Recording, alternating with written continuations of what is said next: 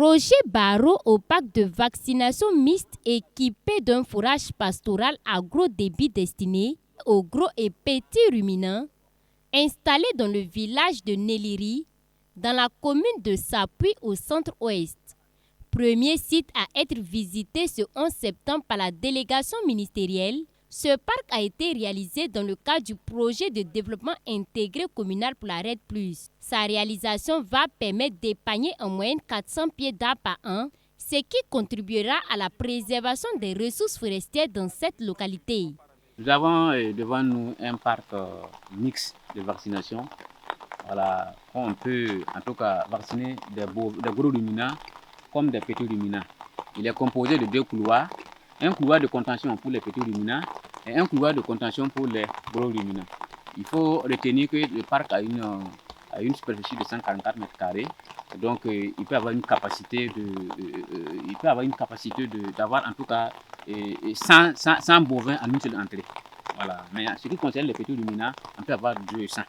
Voilà. Donc c'est vraiment un ouvrage qui est le bienvenu, parce que vraiment ça va aider à améliorer la santé des animaux au sein de ce village et aussi ne pas agresser l'environnement.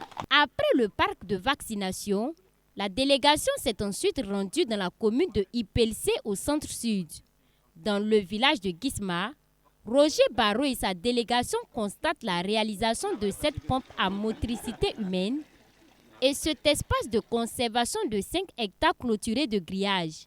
Les réalisations du projet sont visibles et impactent positivement les populations de la zone. Et au ministre de l'Environnement de s'en réjouir de la qualité du travail qui est abattu par l'équipe du PGPC RED+. La mission a consisté à regarder pour le début de mise en œuvre qu'est-ce qui a été fait.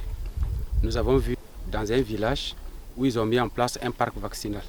Voilà un parc de vaccination mixte avec les gros ruminants et les petits ruminants pour permettre de donner un coup d'accélérateur à la question de la santé animale et également permettre à nos ressources forestières de se reposer.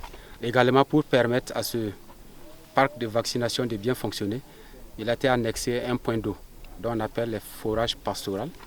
C'est un forage pastoral avec des abreuvoirs qui permettent aux animaux d'être abreuvés et même à la population de bénéficier également de cette eau-là. Le site sur lequel nous sommes, c'est le site de la forêt villageoise. Nous sommes sur une partie assez dégradée, 5 hectares, qui a bénéficié d'une clôture et d'un regarnissage avec 2150 plants. Avant d'arriver ici, nous avons vu également une pépinière villageoise avec un forage, pompe à motricité humaine, qui va permettre d'avoir une pépinière, d'avoir des plants assez matures et les amener pour le reboisement. Nous avons vu un niveau de réalisation satisfaisant. Ce sont au total 96 communes qui ont été définies pour la mise en œuvre du projet de développement intégré communal pour la RED+, dont 30 communes identifiées pour cette première phase. Cette visite a été initiée dans le but de permettre aux parties prenantes du projet de constater de visu l'évolution des réalisations sur le terrain, relever les manquements et faire des propositions pour la réussite du projet. Il y a quand même de la matière sur le terrain dans la mise en œuvre de ces PEDIC-là, PEDIC RED+là. Et nous avons souhaité que l'autorité, la première autorité, qui est même signataire même des conventions de subvention de ces PEDIC-là avec les communes bénéficiaires, puisse venir voir l'état de mise en œuvre donc, de ces projets-là sur le terrain. Et je crois qu'aujourd'hui, c'est vrai que nous ne sommes pas à une étape où les travaux sont finis, mais déjà, c'est une étape qui permet à l'autorité, au ministre donc, de dire, en tout cas aux communes d'accélérer, parce que nous avons 2 ans pour mettre en œuvre donc, un PEDIC et il ne faut pas que l'argent reste. Parce que si l'argent reste, on va encore le reverser. Donc nous travaillons de telle sorte qu'en tout cas, pendant les 2 ans prévus, qu'on puisse finir bien avant. Le ministre de l'Environnement, Roger Barreau, a saisi l'occasion pour inviter les populations à s'impliquer davantage dans l'entretien des infrastructures afin que le projet soit une opportunité pour le développement local. Et pour que le projet soit pérenne et durable dans ces zones-là, ils ont mis en place ce qu'on appelle les COGES, les comités de gestion, sur tous les sites du PGPC. Voilà, pour que la gestion soit concertée, qu'il y ait un suivi. Parce qu'on a mis en place des infrastructures qui vont être des infrastructures économiques. Ici, on a des produits forestiers non ligneux dont l'exploitation va permettre de générer des ressources.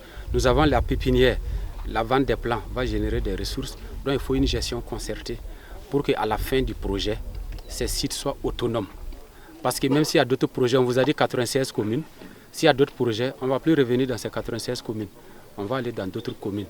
Donc c'est une invite à la population bénéficiaire de travailler pour que l'investissement survive au projet et soit une opportunité de développement local. Cette sortie terrain a été aussi l'occasion pour le PGPC Red Plus de remettre une quarantaine de kits composés entre autres de meubles de bureau, de cantine, de chaises, des blocs-notes et de stylos à la délégation spéciale de la commune de Sapuy pour le compte des commissions foncières villageoises et les commissions de conciliation foncière villageoise.